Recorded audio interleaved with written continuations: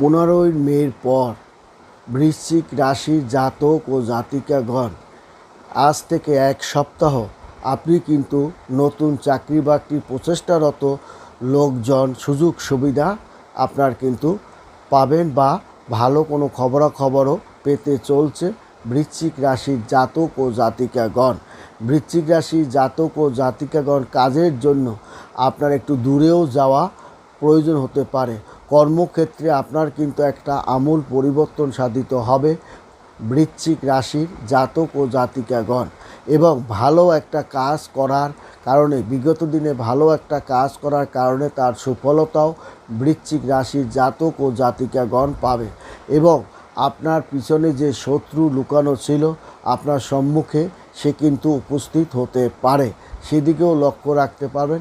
এবং মিত্র লোক দ্বারাও আপনি একটু ক্ষতিগ্রস্ত হতে